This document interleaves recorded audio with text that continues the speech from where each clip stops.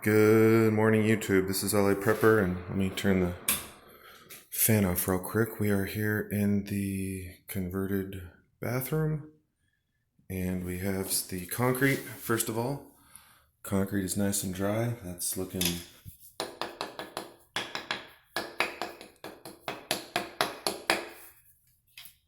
probably going to take a few days to fully cure, but it's definitely hard as a rock right now.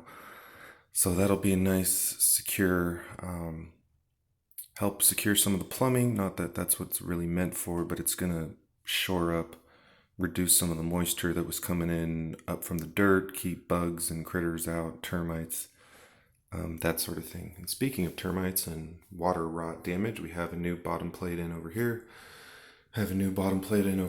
This one's fitting okay. I cut a little bit of that stud off. You can see some of the mold stuff there that in fact I'll give a little bleach before I head out.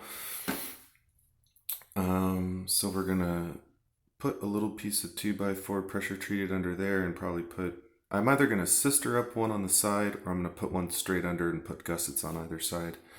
It's really not going anywhere, but just since it's there, I may as well shore it up. You can see I had to beat on this edge a little bit because this stud was just a little bit close, so that's okay. This corner, I'm not really loving what's going on in the corner, but I'm hoping that most of that was either from the bathroom leaking or from maybe flooding outside, and this sort of monstrous, oh wow, I can see right under there, that's awesome. And this monstrous concrete job that they did outside and this sort of really ghetto roof has somewhat mitigated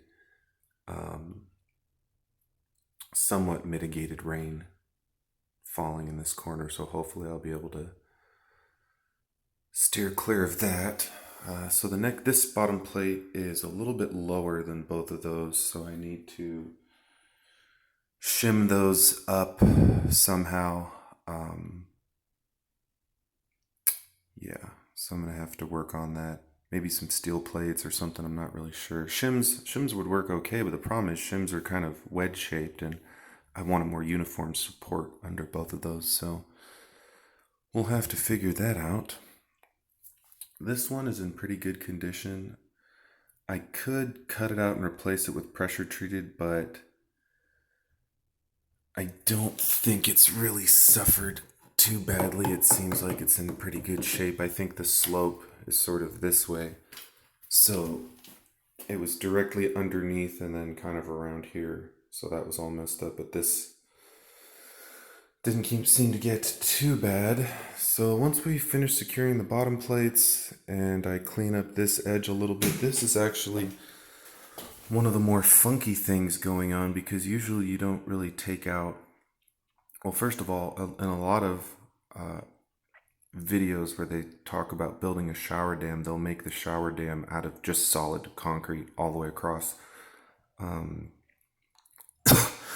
Excuse me. So that way, in fact, I'm going to turn the fan back on. So that way you don't have to worry about rotting or damage or anything like that because the thing's solid concrete, so it's not going to rot. It's waterproof.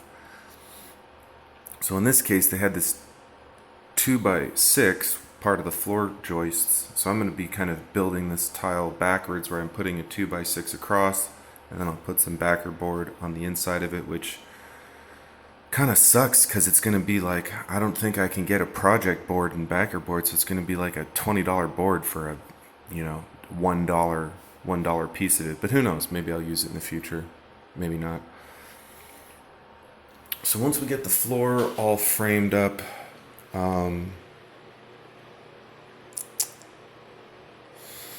I might mess with the sewer and try to make sure that I'm flowing good through here and through there, because God forbid I have to do anything more serious, and I really hope I don't. It'd be nice not to have the framing all in the way. So the next step is probably going to be work on the bottom plates, get all this junk out of here, make sure this drains correctly and this drain flushes without overflowing into here. And then of course we'll put some floor, so the subfloor, the floor joist framing up to bring it up to where the toilet level is. And then we'll put some subfloor over the top of that. And then we're going to do some kind of waterproofing deal I'll probably get some waterproof sealer and seal the entire subfloor, and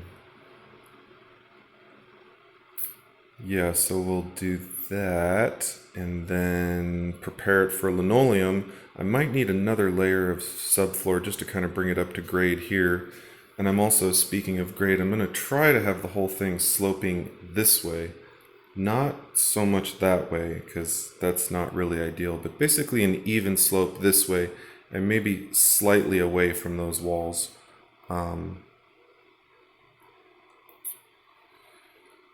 So that when people come out of the shower, it's just sort of naturally on the linoleum. Not that there would be puddles and pools of it, but it's better to have it want to slope that way than want to slope this way or be neutral where it just kind of seeps in. So I'm going to keep this video relatively short, but that's where we're at right now. And let's finish off with a little bit of bleach killing. Yeah. Yeah, take that nasty mold. Nasty stuff. All right.